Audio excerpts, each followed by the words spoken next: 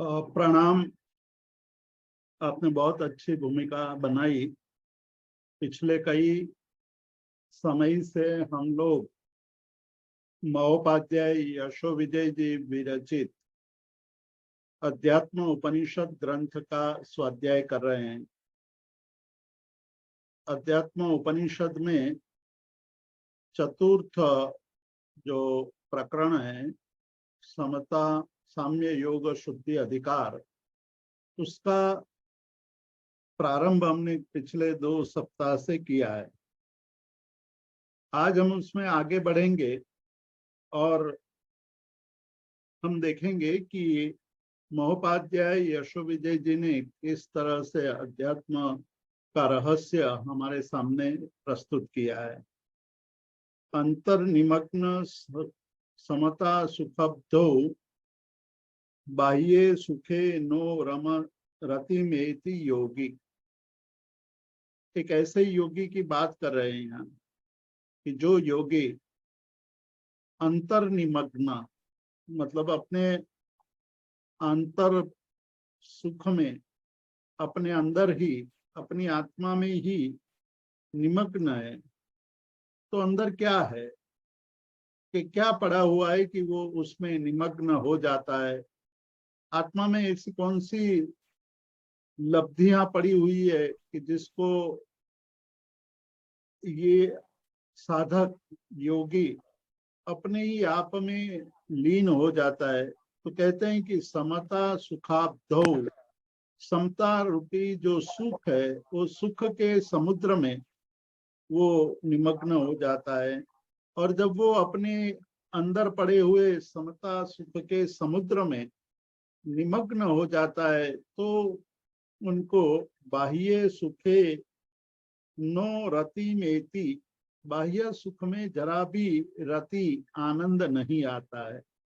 एक तरफ उन्होंने बताया कि जो समता है वो समता सुख का सागर है, और दूसरी तरफ बाह्य पदार्थ में जो रति है, आनंद है, वो बहुत तुच्छ आनंद है।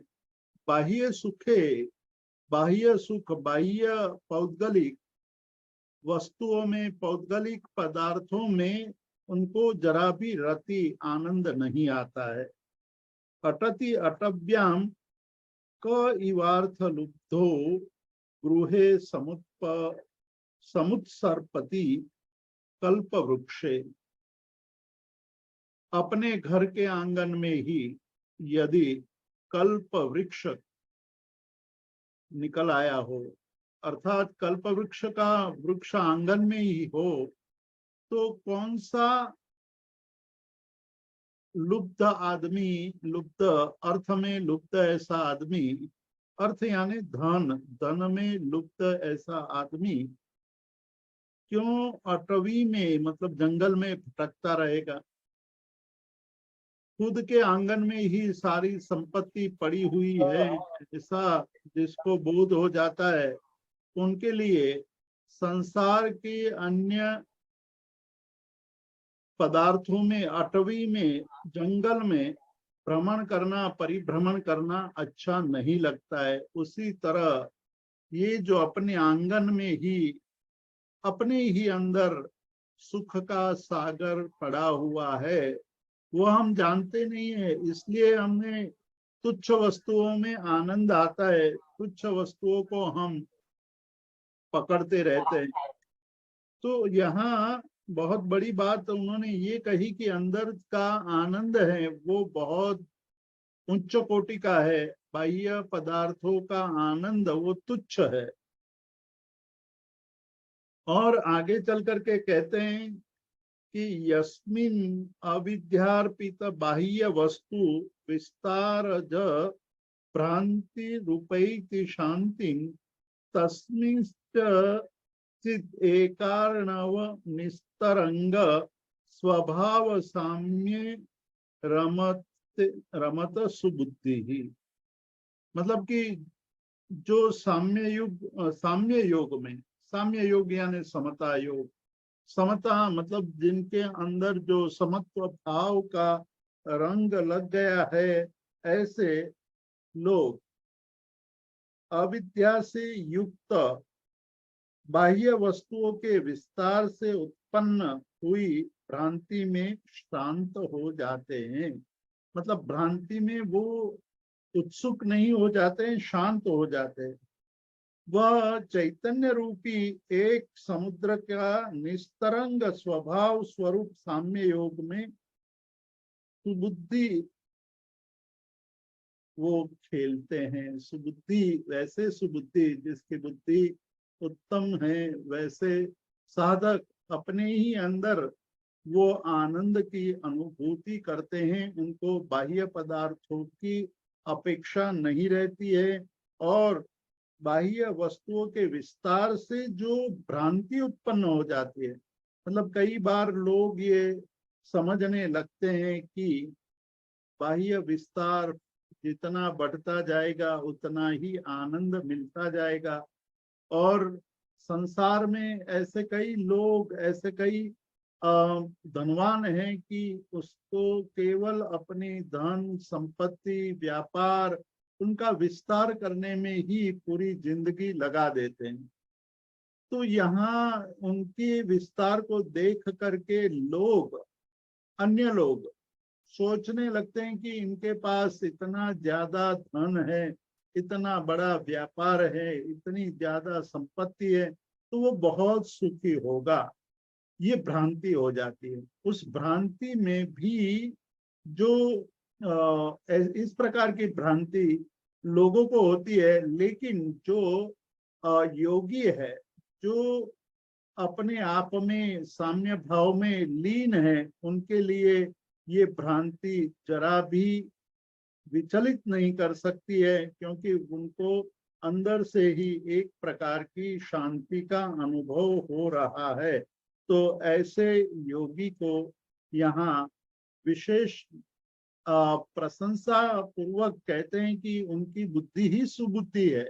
वही सुबुद्धि है कि जो अपने अंदर ही लीन होते हैं। शुद्धात्म तत्व प्रगुणा विमर्शा स्पर्शाख्य संवेदन मादधाना यदान्य बुद्धिम विनिवर्तयन्ति तदा समत्वम प्रथते अवशिष्टम। अब ये ऐसा समत्व भाव, साम्य भाव, समता भाव कब हमें अनुभव होता है? तो कहते हैं कि शुद्धात्म तत्व प्रगुणा विमर्शा, जब शुद्ध आत्म तत्व को पुष्ट करने वाले स्पर्शात्मक संवेदन विशिष्ट कोटि के विचार अन्य बाह्य पदार्थों में रही हुई बुद्धि को, अर्थात पर पदार्थ संबंधित विपरीत बुद्धि को वो पीछे ले जाता है, मतलब वापिस कर देता है। तब एक अपने अंदर रहे हुए समता भाव को वो प्राप्त करता है। तो हमारे सामने यहाँ ये प्रश्न, साधक के सामने यह प्रश्न उठता है कि हमें समता भाव का अनुभव कब होगा, कैसे होगा? और यहाँ जो आप समत्व भाव की प्रशंसा कर रहे हैं, समत्व भाव को सुख का समुद्र बता रहे हैं, और बाह्य पदार्थों में जो आनंद होता है उनको तुच्छ आनंद बताते हैं, उसमें भ्रांति होती है, इसीलिए लोग उसको चाहने लगते हैं। लेकिन वो चाहने जैसी चीज नहीं है। यानी कि पौद्गलिक सुखों को प्राप्त करना वो एक तुच्छ आनंद है, लेकिन आत्मिक सुख को प्राप्त करना वो सबसे श्रेष्ठ बात है। उसको प्राप्त करने के लिए कहते हैं कि जब हमारे अंदर शुद्ध आत्म तत्व को पुष्ट करने वाले जो विशिष्ट कोटि के विचार, मतलब कि एक ही भाव रहे कि मैं कब अपने आत्मा में लीन हो, मेरी आत्मा जो अनंत ज्ञान, अनंत दर्शन, अनंत सुख और अनंत वीर्यात्मक चतुष्टय अनंत चतुष्टय युक्त है, आज तक मैंने उसका अनुभव नहीं किया है। इतना सारा अंदर पड़ा हुआ है, लेकिन कर्मों के आवरणों के कारण मैं अंतर्लीनता प्राप्त नहीं कर पाया हूँ। तो मुझे ऐसे विचार, ऐसे भाव उत्पन्न हो कि मैं स्वयं अपने आप में लीन हो जाऊं, मैं अपनी आत्मा की अनुभूति करूं, अंदर मेरे ऐसे भाव उत्पन्न हो कि मैं बाह्य पदार्थों की जो आज तक मुझे इच्छाएं होती रहती थी, उसके प्राप्त होते वक्त मुझे आनंद आता था, अन्य पदार्थों में लीन रहता था, वो सब तुच्छ हैं, वो सब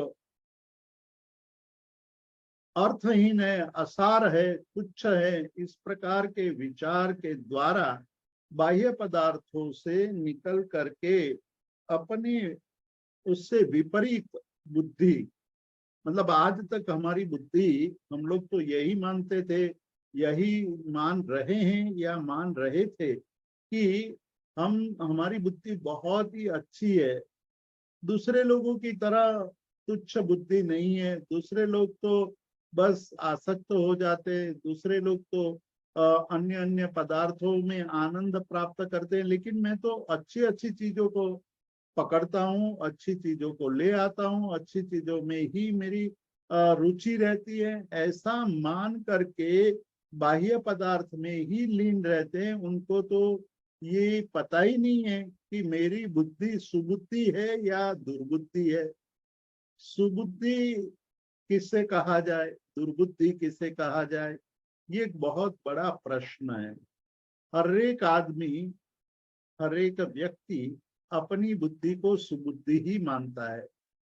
सिद्धसेन गणी ने उपमिति भव प्रपंचा कथा की रचना की। एक अद्भुत कथा उन्होंने रची।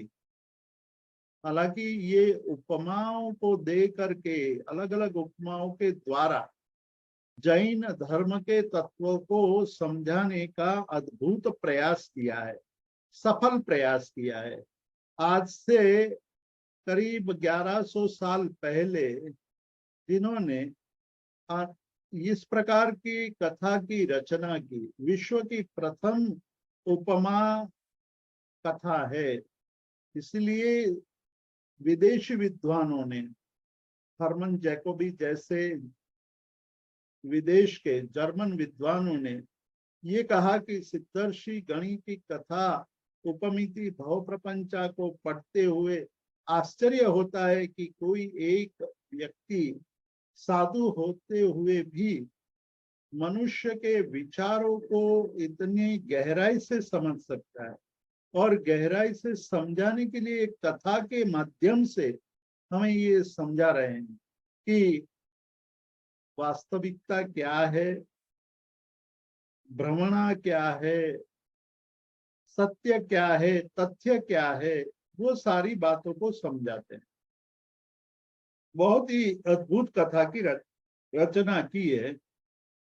इस कथा के प्रथम प्रकरण में ही उन्होंने अपने जीवन के बारे में, हालांकि उन्होंने अपने नामों का उल्लेख कहीं भी नहीं किया है, परंतु अंत में जाकर के वो कहते हैं कि यह कथा जब आप पढ़ोगे तो आपको भी यही लगेगा कि ये मेरे जीवन की ही कथा है। ऐसी अद्भुत कथा के प्रथम प्रकरण में वो कहते हैं कि एक सुबुद्धि नाम की एक उनकी परिचारिका होती है, मतलब कि उनकी एक दासी होती है। वो कौन है? धर्माचार्य है। वो धर्माचार्य की एक दासी, यानी कि वो जो कहें वो करती है। अर्थात ये सिद्धर्षि गणी का कहना यह था कि जब तक हमारे जीवन में धर्म का आचरण पूरी तरह से नहीं होता है, तब तक हमारी बुद्धि भी सुबुद्धि नहीं बनती है, तब तक हमारी बुद्धि दुर्बुद्धि ही रहती है। द्रमक के पात्र के द्वारा भिखारी का एक पात्र भिक्षुक का पात्र उन्होंने बताया है। और भिक्षुक के पात्र की बात कहते हुए वो कहते हैं कि भिक्षुक के पास एक टूटा फूटा पात्र था, जिसमें वो सड़ी गली बासी भिक्षा को बहुत प्रेम से खाता था, बहुत आनंद उसको आता था। वो यही मानता था कि यही मेरा मिष्टान्न भोजन है, मतलब कि वो अपनी बुद्धि को सुबुद्धि मान रहा था। पर उसमें न तो धर्म था न तो ज्ञान था, केवल उसको तृष्णा थी। और तृष्णा के कारण जो कुछ भी सड़ा गला बासी मिल जाता था, उसमें उसको मिष्टान्न भोजन का आनंद आता था। लेकिन जब ये धर्म बुद्धि आचार्य के संपर्क में आते हैं और सुबुद्धि उनकी परिचारिका के संबंध में आते हैं, तब उनको पता चलता है कि सुबुद्धि किसको कहते हैं। यहाँ उसी बात को अलग ढंग से कह रहे हैं अपने महोपाध्याय यशो विजय जी। वो कहते हैं कि मनुष्य की बुद्धि सुबुद्धि है कि दुर्बुद्धि है।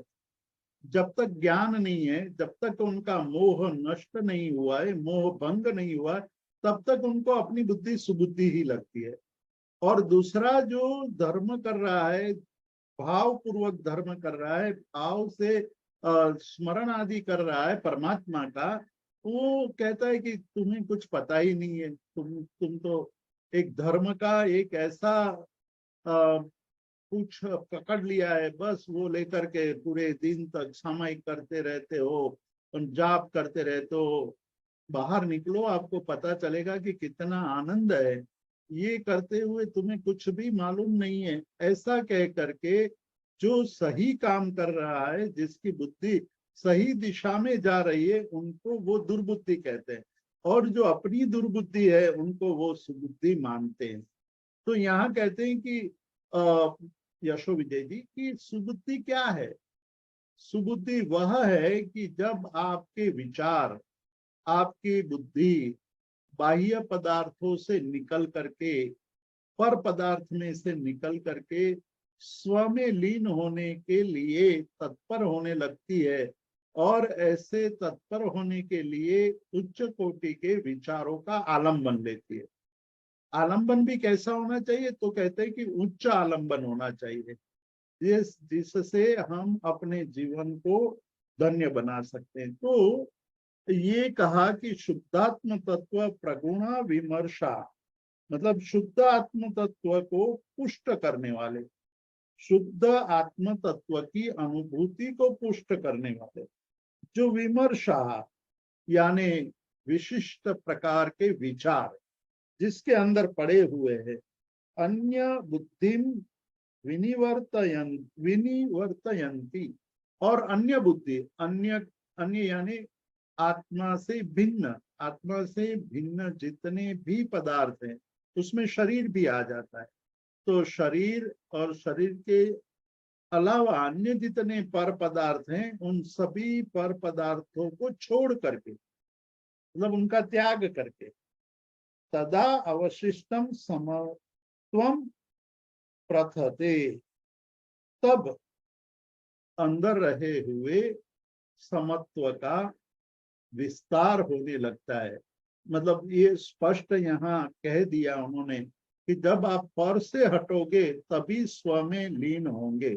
पर से जब तक हम हटते नहीं है, पर को हम छोड़ने की कोशिश नहीं करते हैं, तब तक स्वानुभूति की तरफ आगे नहीं बढ़ सकते। स्वानुभूति की तरफ आगे बढ़ने के लिए पर पदार्थ को, अन्य बुद्धि को, मतलब आत्मा से भिन्न जितनी भी बुद्धि है, जितने भी हमारे विचार है, जितनी भी आसक्तियां हैं, उनको हम छोड़ेंगे नहीं, तब तक हमें समत्व का अनुभव होगा नहीं। तो एक तरफ से उसको हम यहाँ अलग शब्दों से समझने की कोशिश करें, तो यहाँ कहने का मतलब है कि जब तक भेद ज्ञान हमें प्राप्त नहीं होता है, तब तक हमें कभी समता का अनुभव होता नहीं है। भेद ज्ञान यानी स्व और पर का ज्ञान। स्व क्या है, पर क्या है, ये जब तक हमें स्पष्ट नहीं हो जाता है तब तक हम अपने आप में लीन नहीं हो सकते। इसलिए कहते हैं कि समत्वम बिना, समता भाव बिना प्रसरण ममत्व, जब तक समता भाव नहीं है तो क्या आएगा। तो कहते हैं कि ममत्व भाव, ममता भाव, समता नहीं होने पर जो बचता है वो ममता है, ममत्व भाव है। और ममत्व भाव से युक्त जो सामायिक करता है वो सामायिक माया स्वरूप है। विना समत्वम प्रसरन ममत्वम, समत्व के बिना ममत्व का ही विस्तार होता है। सामायिकम माइकम एव मन्ये, और मैं ये मानता हूं मैं मतलब यहाँ महोपाध्याय यशोविजय वो कहते हैं कि मैं यह मानता हूं कि यदि समत्व भाव नहीं है, समत्व भाव पूर्वक सामायिक नहीं होती है, यानी कि ममता के साथ सामायिक होती है, तो वो माया है। मतलब कि वो सामायिक नहीं है। सामायिक के द्वारा हम माया यानी शठता कर रहे हैं, हम कपट कर रहे हैं, हम सही अर्थ में सामायिक नहीं कर रहे हैं। उसको अलग शब्दों में महोपाध्याय यशोविजय जी ने एक जगह पर कहा है कि क्रिया जो क्रिया की मग्नता है, यानी क्रिया में जो मग्नता है, वो मग्नता तो बाहर दिखाई देती है। मतलब जब क्रिया कर रहे हैं, भक्ति या कुछ भी कोई भी क्रिया कर रहे हैं, तो उस समय तो हमें बहुत मग्नता दिखाई देती है, लेकिन अंदर की मग्नता है या नहीं, अंदर से मग्न हुए हैं या नहीं, वो तो बहुत बड़ा प्रश्न रहता है। खुद ही वो जान सकता है कि मेरी मग्नता केवल बाह्य दृष्टि से है या अंतर्दृष्टि से भी है। और यदि बाह्य दृष्टि से ही मेरी मग्नता है तो वो यशोविजय जी कहते हैं कि वो क्रिया, वो सारी क्रियाएं तो कैसी है, तो गले में फंसी हुई हड्डी की तरह है। गले की हड्डी, गले में फंसी हुई हड्डी न तो आप निगल सकते हैं, न अंदर उतार सकते हैं।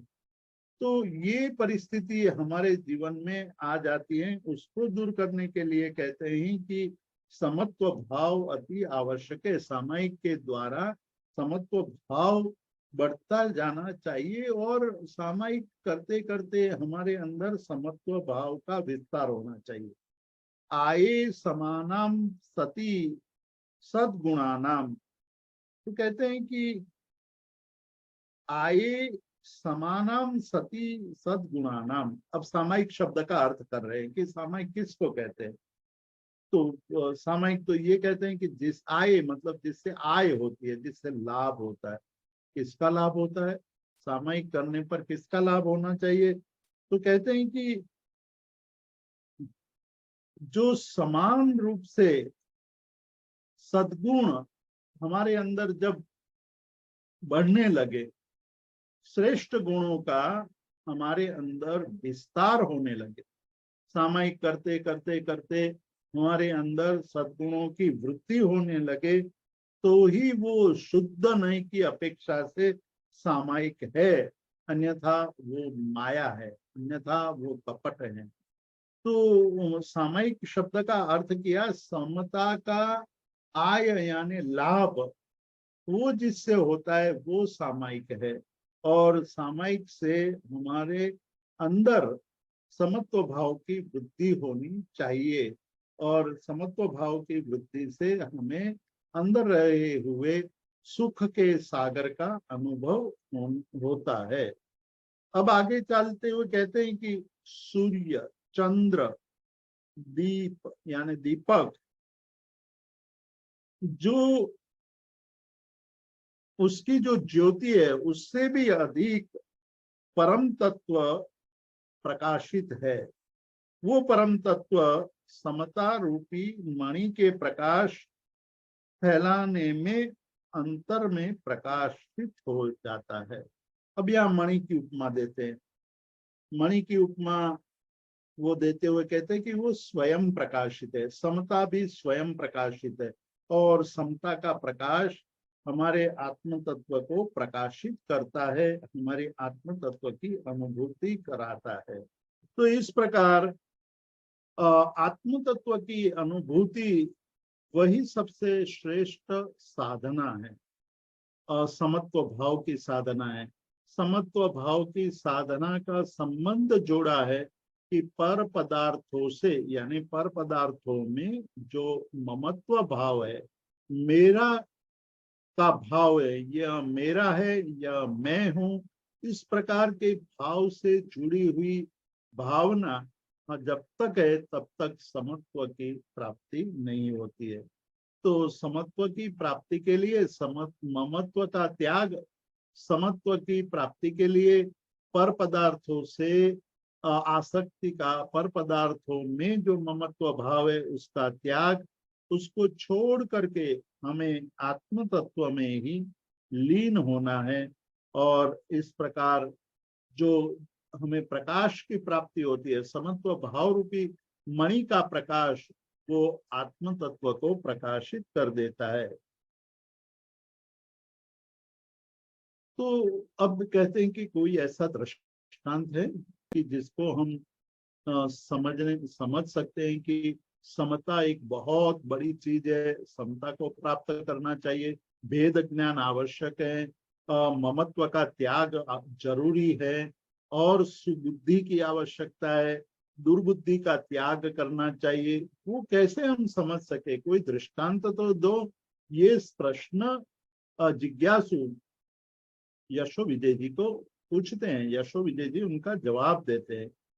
एकाम विवेकांकुरिताम श्रितायाम निर्वाणम आपोहु भरत आदि भूपाहा। अब भरत आदि राजाओं का दृष्टांत देते हैं। भरत चक्रवर्ती है, 6 खंड का स्वामी है, 6 खंडों का राजा अपनी जो कार्य करने की पद्धति है, अपने राज का जो कार्यभार है, उसमें कितना व्यस्त रहता होगा। मतलब कि दिन भर वो राजकाज में ही लगा रहता होगा, तभी तो 6 खंड का जो स्वामित्व है वो रह सकता है। नहीं तो कोई अन्य आक्रमण के द्वारा उनका चक्रवर्तीत्व नष्ट हो सकता है। फिर भी यहाँ कहते हैं कि ये जो भरत महाराजा है वो इतने व्यस्त रहते होंगे अपने कार्यों में, और सभी प्रकार की संपत्ति, दुनिया की जो भी संपत्ति है वो सबके स्वामी है। मतलब उनके पास वो सारी संपत्ति होते हुए भी, सब कुछ होते हुए भी वो उसमें आसक्त नहीं हुए। भरत आदि भूपा, भरत आदि राजाओं ने अपनी संपत्ति में आसक्ति कभी भी जताई नहीं, कभी उसमें आसक्त नहीं हुए। क्यों नहीं हुए? क्योंकि विवेकांकुरित श्रिताया, विवेक से अंकुरित, मतलब वो विवेक से अंकुरित जो समता थी उन्हीं का आश्रय कर रहे थे। उनको ये पता था कि मैं मतलब राजा बन गया हूँ, चक्रवर्ती बना हूँ, लेकिन मुझे तो मेरे आत्म तत्व का चक्रवर्तीत्व चाहिए। मेरे पर पदार्थों का चक्रवर्तीत्व तो बेकार है। इसीलिए जब वो तमिश्रा नाम की गुफा में 14 रत्नों की प्राप्ति के लिए अठम तप की आराधना कर रहे थे, जब अठम तपस पूर्ण होने आए तब उनको रत्नों की प्राप्ति होने लगी। जब रत्नों की प्राप्ति हो गई अर्थात वो चक्रवर्तीत्व घोषित हो गए, और चक्रवर्तीत्व घोषित होने के बाद चक्रवर्ती तभी बाहर निकलते हैं वो तमिश्रा गुफा से कि वहां अपने नाम का वो अंकित करते हैं दीवार पर, गुफा की दीवार पर वो अपने नाम को लिखते हैं। जब भरत चक्रवर्ती दीवार पर नजर डालते हैं तो उनको महसूस हुआ कि ये दीवार तो पूरी की पूरी भरी हुई है मेरे से। मतलब पहला तो यही बता दिया यहाँ। ये दृष्टांत बहुत ही मार्मिक दृष्टांत है, बहुत मार्मिक दृष्टांत है कि भरत चक्रवर्ती को पहले तो यही महसूस करा दिया कि पूरी दीवार भरी पड़ी हुई है नामों से। अलग अलग व्यक्तियों ने, अलग अलग चक्रवर्तियों ने अपने नाम लिखे हुए। वो चारों तरफ अपनी दृष्टि डालते हैं, ऊपर छत पर दृष्टि डालते हैं तो कहीं भी एक अक्षर लिखने जितनी भी जगह बची नहीं थी। उसका मतलब तो यही था, भरत चक्रवर्ती के अहंकार को नष्ट कर दिया कि मैं पहला चक्रवर्ती नहीं हूँ। भले ही ये प्रथम चक्रवर्ती है, इस अवसर पीढ़ी के प्रथम चक्रवर्ती होते हुए भी अनंत काल की अपेक्षा से वो पहले चक्रवर्ती नहीं थे। वो तो कई, उनका नाम तो कई जगह बाद में उनका नाम आता है। वो पहले चक्रवर्ती नहीं थे। इसके नामों को देखते हुए दृष्टिपथ पर वो नाम जब आया तो उनको पता चला कि मेरे पहले तो मेरे जैसे बहुत सारे चक्रवर्ती हो चुके हैं। अनंत काल के इस काल खंड में या काल पट पर ऐसे अनेक चक्रवर्ती हो चुके हैं, तो अब क्या करूं। तो उनको नाम तो लिखना ही था, वो आवश्यक भी था। एक परंपरा है, उस परंपरा का अनुसरण भी करना था। तो उन्होंने एक नाम मिटाने की कोशिश की। जब मिटा रहे थे तब पुनः उनको ये बुद्धि आई कि आज मैं मेरे नाम को लिखने के लिए मैं दूसरे का, किसी का नाम मिटा रहा हूं। कल इसी तरह मेरा नाम भी कोई मिटा देगा। मतलब मेरा नाम भी शाश्वत नहीं रहेगा। 1, 2, 5, 24 तक लोग मेरे नाम को नहीं मिटाएंगे, लेकिन एक दिन तो वो मिटा ही देंगे। कहने का मतलब ये था कि एक तो पहले चक्रवर्ती नहीं थे, और दूसरा उसका नाम अमर नहीं होने वाला था, शाश्वत नहीं होने वाला था। तो दोनों तरफ से उनके अहंकार पर बहुत बड़ी गहरी चोट लगी। और गहरी चोट लगी तब उनको ये पता चला कि ये संसार कैसा है। संसार के स्वरूप का बोध तभी उनको हुआ। तो यहाँ कहते हैं कि विवेक अंकुरिताम, विवेक से ही समता अंकुरित होती है। मतलब विवेक हो तो समता प्राप्त होती है। ऐसे समता का आश्रय लेने वाले भरत चक्रवर्ती जब वो अपने आरिसा भुवन में ड्रेसिंग कर रहे थे, उस वक्त उनके हाथ से अपनी अंगूठी गिर गई। तो वो सोचने लगे, उनके दिमाग में क्या आया होगा और हमारे दिमाग में क्या आ सकता है। वही हमारी योग्यता और भरत चक्रवर्ती की योग्यता में भेद दिखा देते हैं कि भरत चक्रवर्ती के दिमाग में ये आया कि इतनी सारी संपत्ति है, इतने सारे अलंकार मैंने पहने हुए, लेकिन मेरी अंगुली में से एक अंगूठी गिर जाती है तो वो अच्छी नहीं दिखाई देती है। तो ये जो दशा है, उस दशा को देखते हुए उनको, उनकी भाव दशा एक दिशा पकड़ लेती है कि मैं चक्रवर्ती हूँ, अलंकारों से लदा हुआ हूँ, मेरे पर अलंकार के बहुत सारे हार लदे हुए हैं। मतलब पूरा शरीर अलंकार से सुशोभित हो गया है, लेकिन एक अंगूठी के बिना मुझे चैन नहीं पड़ रहा है। तो ये कैसा है। और जब उसकी दशा का विचार करते हैं तो सोचने लगते हैं कि ये भी तो नश्वर है, ये भी रहने वाला नहीं है, ये शरीर भी छूट जाने वाला है, ये अलंकार भी यहीं छूट जाने वाले हैं। तो भाव दशा गहरी बनती गई, बहुत गहरी बनती। विवेक था, इसलिए विवेक को आश्रित करते हुए वो समता को धारण करते हैं और वो निर्वाण को प्राप्त हो जाते हैं। भरत आदि भूपाहा निर्वाणम आपुहु, निर्वाण को प्राप्त हुए। सा समता एव मुनिनाम ऋजु मार्ग अन्य निखिल तु तस्या प्रपंचा। तो कहते हैं कि सरलतम मार्ग कौन सा है?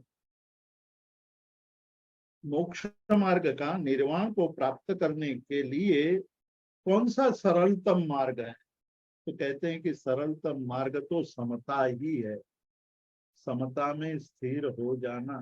कोई हमारी निंदा करे, कोई प्रशंसा करे, कोई हमें गाली दे, कोई हमारे लिए बहुत अच्छी स्तुतियां बोलने लगे, तब भी हमें उसमें कोई फर्क महसूस न हो। केवल यही दशा, भाव दशा रहे कि यह संसार ऐसा ही है, मैंने जो कर्म किए हैं उसका ही मैं फल भोग रहा हूँ। तो ये सेव रुजु मार्ग समता मुनिनाम अन्यस्तु तस्या निखिलः प्रपंच। मतलब कहते कि यह समता का आश्रय करना ही मोक्ष का सरलतम मार्ग है। समता होगी तो क्रोध नहीं होगा, समता होगी तो माया नहीं करेगा, समता होगी तो लोभ नहीं होगा, समता होगी तो कपट भी नहीं करेगा। तो क्रोध, मान, माया, लोभ आदि से बच सकते हैं। तो समत्व भाव में लीन होने से हमें मोक्ष की तरफ आगे बढ़ने का अवसर मिलता है। फिर भी यहाँ और बात करते हैं कि अल्पेपि साधुर न कषाय वन्नो अहन्नाय विश्वासम उपेति भीतः। अब साधु है, सब कुछ छोड़ करके निकल गए हैं, जिसके पास कुछ है वो डरता है। पर यहाँ कहते कि साधु को भी भय लग रहा है। तो पाप भीरु साधु, जो पाप से डरते हैं, ऐसे साधु अल्प कषाय, बहुत अल्प कषाय है, उस अल्प कषाय रूपी अग्नि के ऊपर विश्वास नहीं रखते हैं, क्योंकि छोटी सी अग्नि भी बहुत बड़ी इमारत को नष्ट करने के लिए सक्षम है। उसी प्रकार छोटा सा कषाय भी, यानी क्रोध, मान, माया और लोभ, छोटा हो या बड़ा हो, उस पर भरोसा नहीं करना चाहिए। उस पर भरोसा करने से छोटा कषाय बड़ा कब हो जाएगा, छोटी बात बड़ी कब बन हो जाती है, वो समझ में नहीं आता है। तो कषाय रूपी अग्नि पर उनको जरा भी विश्वास नहीं होता है। तो कषाय को शांत कैसे करें? तो कहते हैं कि समता ही एक ऐसा तत्व है, समता रूपी जल ही एक ऐसा तत्व है जो कषायों की अग्नि को नष्ट कर देता है और गुणों के समुदाय को प्राप्त कराता है। तो इस प्रकार से उपाध्याय यशो विजय जी ने समत्व का, समता भाव का, साम्य भाव का बहुत ही वखान किया, प्रशंसा की है। साधक के लिए अति आवश्यक ऐसा तत्व है। साधक को ये साधना करते हुए समत्व भाव का विस्तार करना चाहिए। आज हम हमारा स्वाध्याय यहीं रोकेंगे। आगे हमारे सामने 2-3 कार्यक्रम है, उसके मैं आप लोगों को एक सूचना देना चाहता हूँ। और हालांकि आज से श्रुत रत्नाकर के द्वारा प्राकृत भाषा का ऑनलाइन कोर्स शुरू हो रहा है। प्राकृत भाषा श्रवण भगवान महावीर के उपदेश की भाषा रही है। यह उपदेश की भाषा मतलब कि उस समय की जन भाषा थी। वेद, उपनिषद वगैरह संस्कृत भाषा में लिखे गए हैं, जबकि महावीर स्वामी और गौतम बुद्ध ने उपदेश की भाषा जन भाषा को लिया। श्रवण भगवान महावीर ने प्राकृत भाषा में यानी अर्धमागधी भाषा में उपदेश दिया और गौतम बुद्ध ने पाली भाषा में उपदेश दिया। बुद्ध की जो उपदेश भाषा है वो पाली की भाषा है। महावीर स्वामी के उपदेश को प्राकृत में रचा गया है। वो प्राकृत भाषा एक जमाने की जनभाषा थी, आज वो भाषा साहित्यिक भाषा बन गई है। वो भाषा सीखना हमारा कर्तव्य होना चाहिए, क्योंकि हमें आगम, हमारे आवश्यक क्रिया के सूत्र सारे जो मागधी अर्धमागधी प्राकृत भाषा में, उसको समझना हो तो प्राकृत भाषा जाननी आवश्यक है। इसलिए प्राकृत भाषा का वर्ग ऑनलाइन क्लासेस आज से शुरू हो रहा है।